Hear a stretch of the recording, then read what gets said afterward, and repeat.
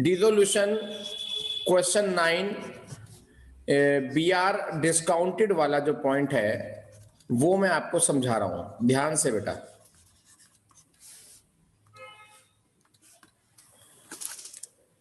Bills receivable for 5000 discounted, हमने discounted करा लिया, बाद में वो हो गया डिसऑनर्ड। जब डिस्काउंटेड वाला बिल क्या हो जाता है, डिसऑनर्ड हो जाता है,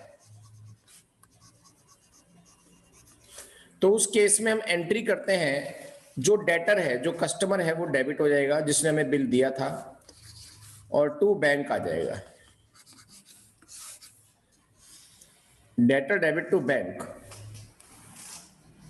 5000 मतलब ये वैसे ऐसे एंट्री होती है।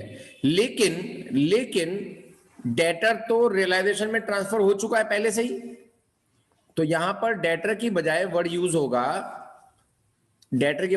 होगा, रियलाइजेशन, क्योंकि वो तो रियलाइजेशन में जा चुका। ठीक, और उसके बाद अच्छा बस इसमें तो इतना ही काम है।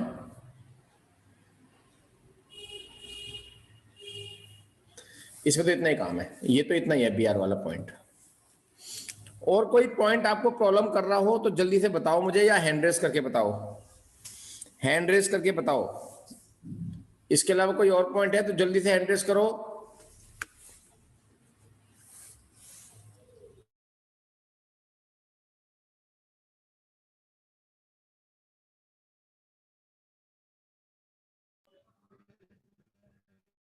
सर रियलाइजेशन एक्सपेंसेस वाला बता दीजिए एक बार।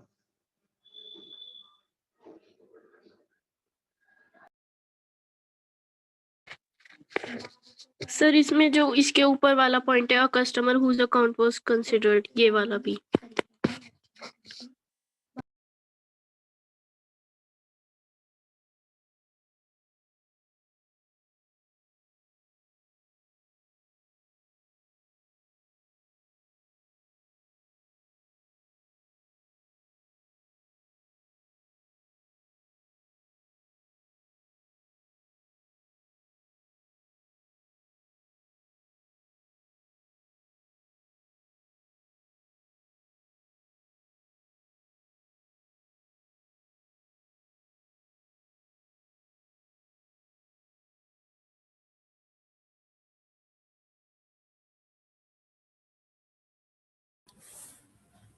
हाँ एक कस्टमर ने हमें वादा करा और बाद में दे भी दिए पैसे।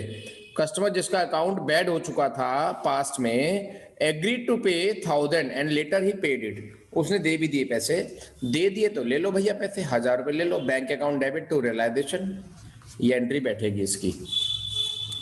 अच्छा, एक आपने पूछा रियलाइजेशन एक्सपेंसेस वाला पॉइंट, 1000 रुपए खर्चा है, इसे किसने किया, paid by A personally out of firm's account,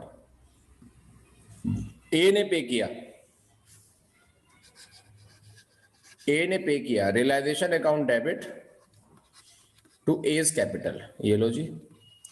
कोई पार्टनर पे करेगा तो उस पार्टनर को उसका पूरा क्रेडिट मिलेगा। वैसे रियलाइजेशन एक्सपेंसेस के ऊपर प्रॉपर रूल भी है, वो भी मैं सिखाना है, वो भी सिखाऊंगा। ऐसा है डिसोल्यूशन में थोड़ा सा अभी रिदम इसलिए नहीं बन पा रहा कि आप लोग डिबेंचर बहुत टाइम से पेंडिंग करे हो, ठीक है ना। बस परसों तक डिबेंचर बिल्कुल फाइनल हो जाना चाहिए। परसों तक तब फाइनल होगा जब आप ये सोच के चलेंगे कि कल ही निपटाना है, नहीं तो परसों भी पेंडिंग रह जाएगा बेटा। इसमें और क्या प्रॉब्लम है, हैंड रेस करके बताओ, जल्दी करो। अच्छा, एक शुरू का पॉइंट भी है, बैलेंस शीट के नीचे क्या लिखा है, account payable agreed to take investment. Account payable जो है यानी कि क्रेडिटर टाइप से हो गए, अकाउंट पेबल्स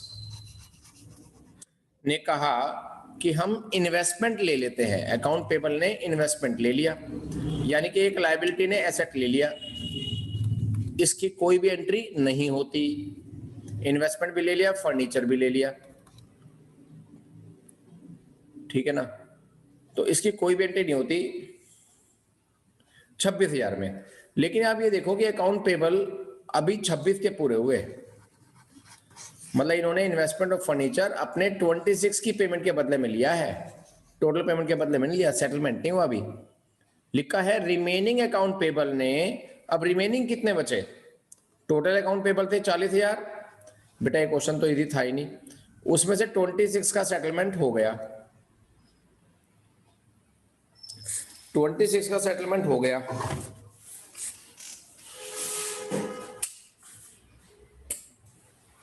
अब 26 का सेटलमेंट अगर हो गया है तो बचे कितने, 14।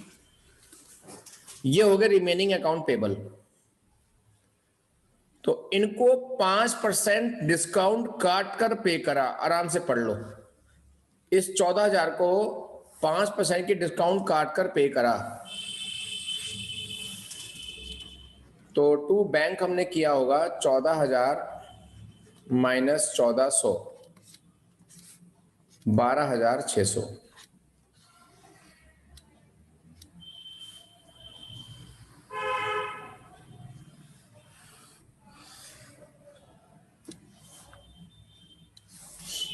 $12,600।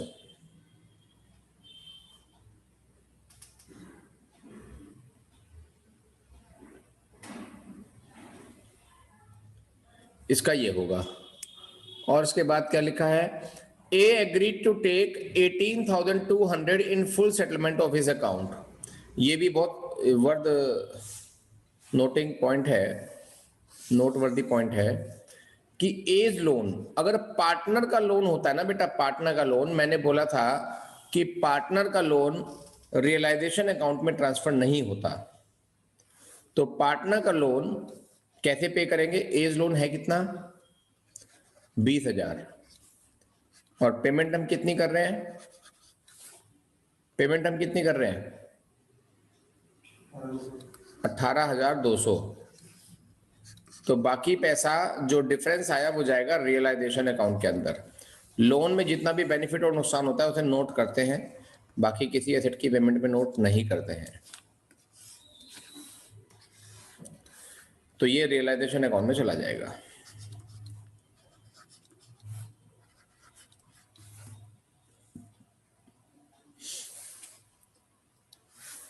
बोलो जी हर्षित, क्या काम है।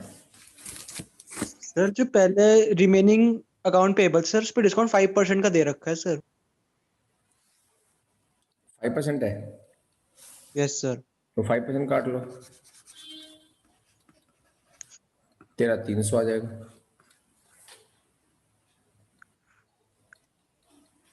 और प्रॉब्लम बताओ जल्दी से, किसी भी लाइन में प्रॉब्लम हो, ये पूरा का पूरा क्वेश्चन ही प्रॉब्लम वाला है, इजी क्वेश्चन नहीं कह सकते, और ये बहुत इंपॉर्टेंट क्वेश्चन है।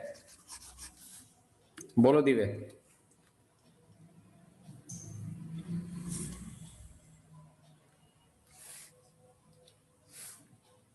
बोलो दिव्य।